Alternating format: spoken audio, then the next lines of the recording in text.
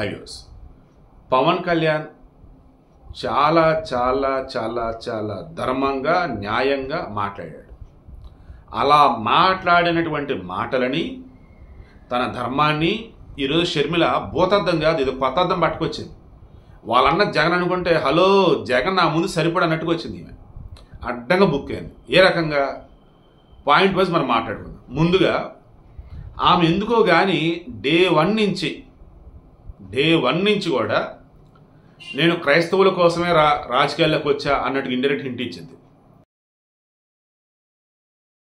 మణిపూర్లో క్రైస్తవుల మీద దాడులు జరుగుతున్న ఒక కాంగ్రెస్ తప్ప మిగతా ఎవరు నోరెత్తలేదు, ఎందుకంటే నేను కాంగ్రెస్లోకి వచ్చానండి. ఏం చెప్తుందంటే అసలు అర్థం కాదు. వాళ్ళ ఆయన ఏకంగా ప్రేయర్ చేసి వర్షాన్ని ఆపాడని చెప్పేసి బిల్డప్ ఎలాగే తెచ్చుకుంటాడో, ఈమె వచ్చేసి క్రైస్తవుల కోసం పుట్టిందని నేనని చెప్పేసి ఏమి చెప్పుకునేది. వీళ్ళన్నేమో నా మతం మానవత్వం అంటాడు.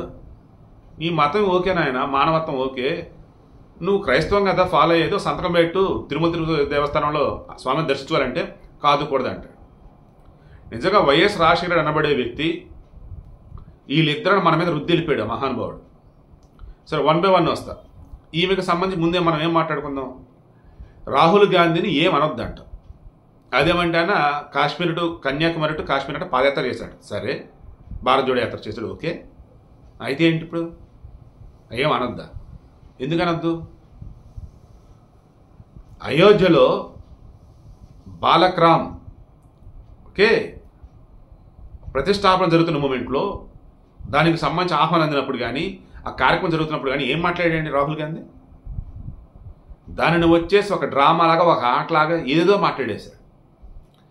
అయినా సరే ఎవరు నోరు తెరవలా, ఏదో పిచ్చోడు వాగేళ్ళారా అనుకున్నారు. బట్ నేను పవన్ కళ్యాణ్ ఊరుకోవాలా. మీకు సనాతన ధర్మం అంటే గిట్టదా?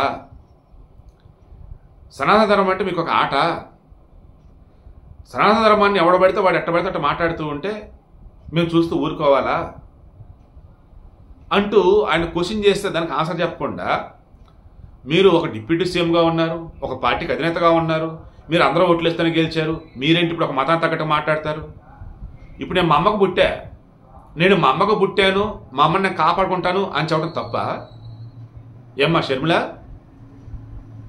చెప్పమ్మా, మీ అమ్మ విజయమ్మ బైబిల్ పట్టుకోకుండా బయటకు వస్తుంది అసలు? ఆమె ప్రచారం చేసి ఒకనాడు, అరే టీటీడీ చైర్మన్ సుబ్బారెడ్డి ఒకనాడు ఉన్నప్పుడు వాళ్ళ ఆవిడ కూడా ఏం చెప్పింది? విజయమ్మ ప్రేయర్ చేస్తే అంత శుభం జరిగిద్దని మేము నమ్ముతాం,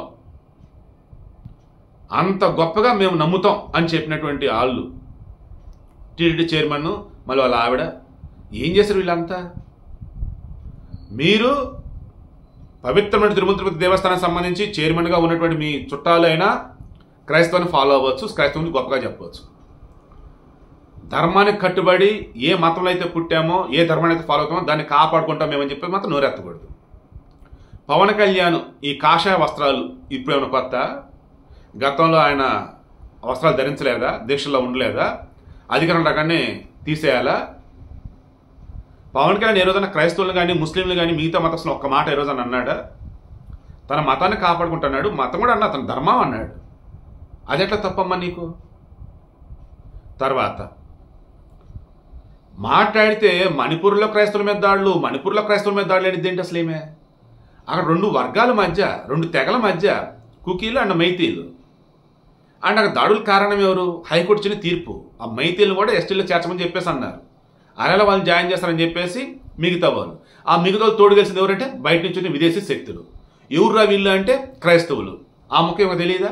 ఎవరు క్రైస్తవులు అంటే మయన్మార్లో ఉన్న వాళ్ళు కొంతమంది, బంగ్లాదేశ్లో ఉన్న వాళ్ళు కొంతమంది, మిజోరాంలో కొంతమంది, నాగాలాండ్లో కొంతమంది, ఇక్కడ వచ్చి మణిపూర్లో కొంతమంది, వీళ్ళంతా కలగలిపి ఒక దేశాన్ని ఫామ్ చేయాలన్నది ఫారిన్ కంట్రీస్ యొక్క ఆలోచన. ఇది సాక్షాత్తు షేక్ హసీనా బంగ్లాదేశ్ ప్రధాని ఆమె చెప్పింది.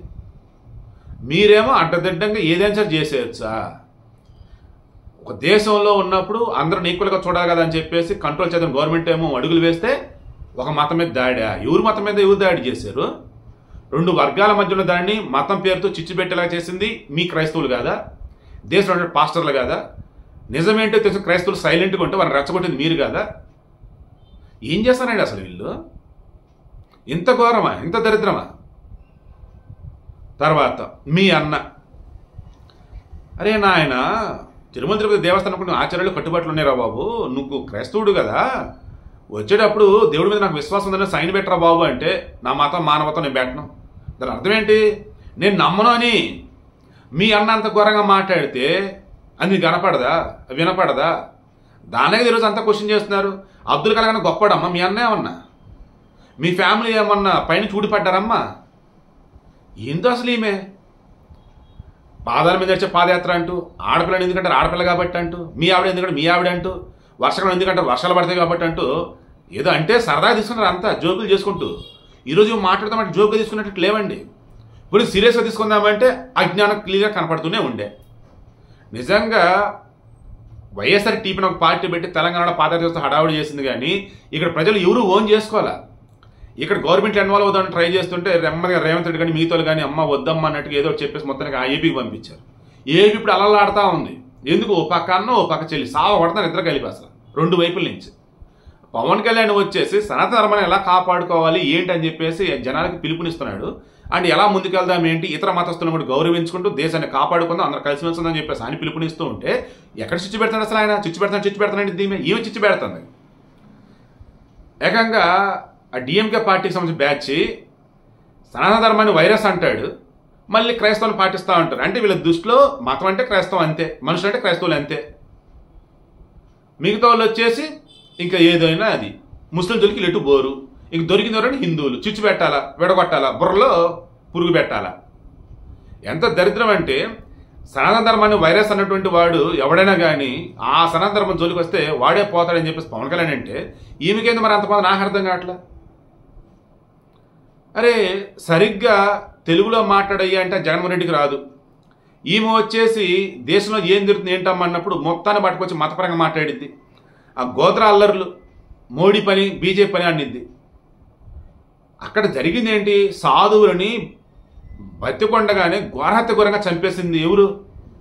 ఆ తర్వాత అల్లర్లు జరిగాయి. ఇప్పుడు మూకుమ్మడి దాడో లేదు అన్నప్పుడు వాంటెడ్గా చేశారు ఏదైనా అనుకున్నప్పుడు అది సిక్కుల మీద చేశారు. ఇందిరాగాంధీని చంపినప్పుడు వాళ్ళ అంతరంగ సిబ్బంది చంపినప్పుడు సిక్కులను ఊచకోత కోసారు. అప్పుడు కాంగ్రెస్ అధికారంలో. ఈ కాంగ్రెస్ పార్టీలో జరిగినటువంటి దారుణాలు దుర్మార్గాలు అన్నీ ఇన్ని కావు. అది తెలియదు ఏమకి. ఏమో తెలిసిందల్లా ఈమె ఏదైతే అనుకునిద్దో దాన్ని గొప్పగా చెప్పాలి అంతే. ఈమె ఏదైతే అనుకుందో దాన్ని అసలు బెస్ట్ అన్నట్టు చెప్పాలి అంతే. ఒక్కటి గుర్తుంచుకోండి షర్మిల గారు, మీ అన్న కానీ మీరు కానీ మీరు క్రైస్తవులు సంతోషం, హ్యాపీగా ప్రభుని ఫాలో అవ్వండి, బైబిల్ చదవండి, తప్పేంలే, సంతోషంగా ఉండండి. కానీ మా అమ్మను మేము కాపాడుకుంటామని బయటకు వచ్చి మాట్లాడితే మీరు అలా ఎలా అంటారు? మీతో భయపడుతున్నారు ఏంది? మా అమ్మను మేము కాపాడుకుంటామని మేము చెప్తే మీతో భయపడతారా? ఎందుకు భయపడతారు? వాళ్ళ అమ్మను అతను కాపాడుతున్నాడు, అలాగే మనం కూడా కాపాడుకుని మన అమ్మను అనుకుంటారు. అండ్ అంతా కలగలిపి మన అమ్మలందరిని కాపాడుకుందని చెప్పేసి ఒక కలిసికట్టుగా ముందుకు అడిగేస్తారు. What's wrong in that? ఏం మాట్లాడుతున్నారు అసలు మీరు?